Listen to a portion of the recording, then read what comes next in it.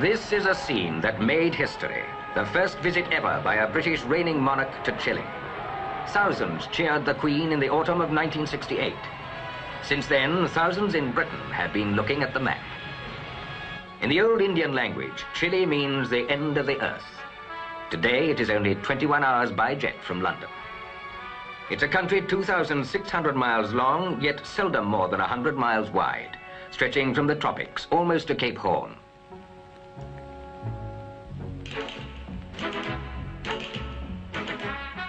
Often called the English of the South, Chileans have strong links with Britain. Many have a similar outlook.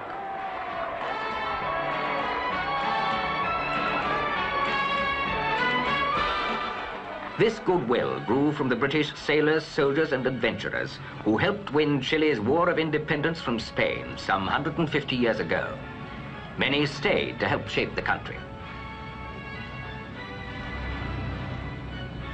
As enduring as the statues are the traditions, especially in the services.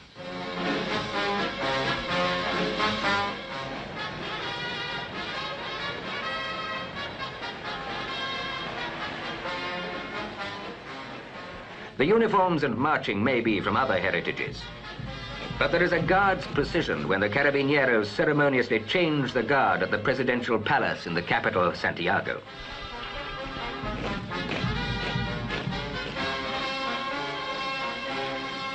The Chilean Air Force flies British Hunter fighters. The country's banking, commerce, and industry were built up with the help of people from Britain.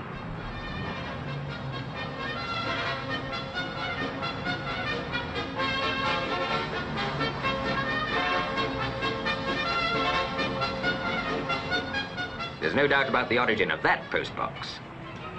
Britons helped found Chile's state educational system.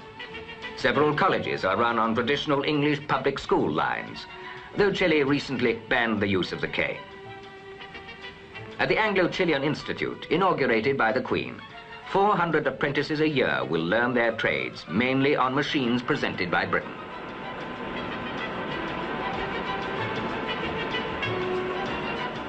Parliament runs on British lines, with a constitutional stability and political maturity unique in South America. Chile is genuinely democratic, despite the surrounding dictatorships. Names such as these still make news. Center of British activities is the embassy.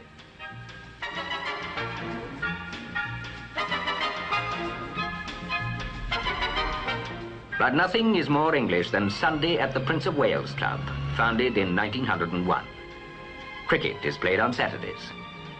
All a gentle reminder of gracious days when exporters were called traders and thought in terms of warehouses up country and dealings in beads.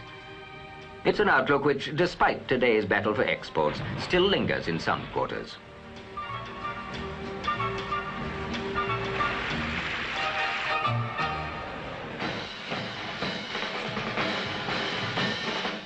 Even though the marching is hardly Portsmouth style, the Chilean Navy shares the British tradition.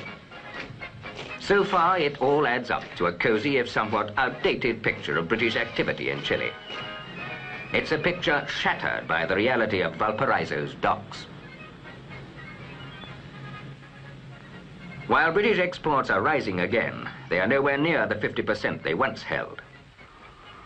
You have to look hard for British goods, though Chile has British nuclear power stations and heavy equipment on order. Britain spent £56.5 million in 1968, £51 million on Chile's greatest asset, copper. Here, 8,000 feet up in the Andes, 40 miles from anywhere, a town of 12,000 inhabitants, complete with schools, church, hospital, and cinemas, but little else, clings to the cliffside, serving El Teniente, the world's largest underground copper mine.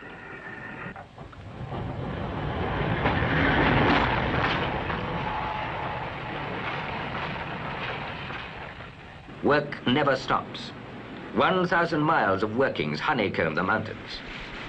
Here, more than a mile underground, with sprayed water to lay the dust, drilling goes relentlessly ahead to boost the annual output from 180,000 to 280,000 tons. A penny a pound change in the price of copper on the London Metal Exchange means a difference of nearly £3 million a year to Chile. In the mines, British heavy equipment and explosives are used extensively. Chileans are proud people. They dislike growing American influences and equally resent those British exporters who rush in and rush out again, spending less time in the country than air hostesses.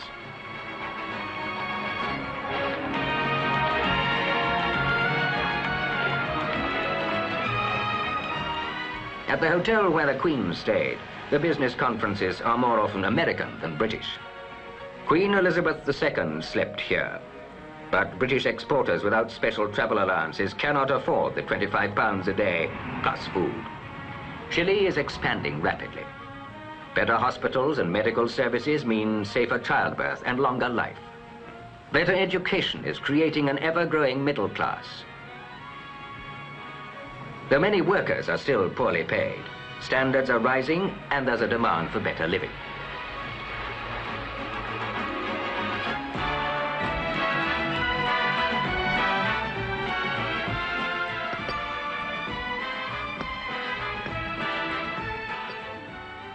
Chileans are highly conscious of attractive presentation. Prices are much the same as in Britain. Many branded goods are made locally by partly Chilean-owned companies. British recording artists are tops.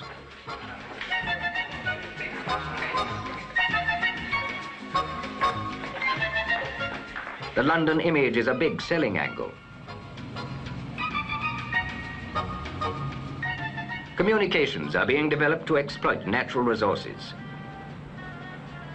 On mountaintops, a network of English microwave telephone and television repeater stations, similarly equipped to London's post office tower, is being built. They will link with a telecommunications satellite. There was a good deal of criticism when BOAC cancelled its regular service over the Andes to Chile. But a British independent airline flying British VC-10 jets has now taken over. Despite fierce competition from the state airlines of other countries, it is encouraging more people to fly British and increasing its services.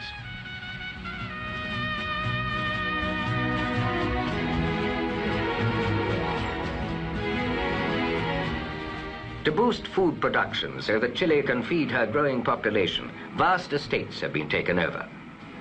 Modern equipment and loans have been provided to farm them collectively.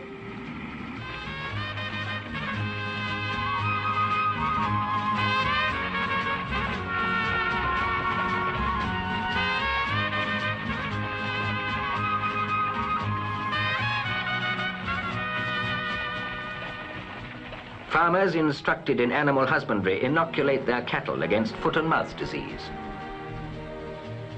Britain's Ministry of Overseas Development sent veterinary surgeon Norman Thorne and agriculture specialist Robert Cunningham from London to advise on livestock treatment and farm mechanization. During her stay in Chile, the Queen planted a sapling. It was a traditional commemoration of a royal visit. It stands today as a symbol not only of friendship, but of new opportunities. Will it grow into a sturdy tree or just slowly wilt away? The next few years will tell.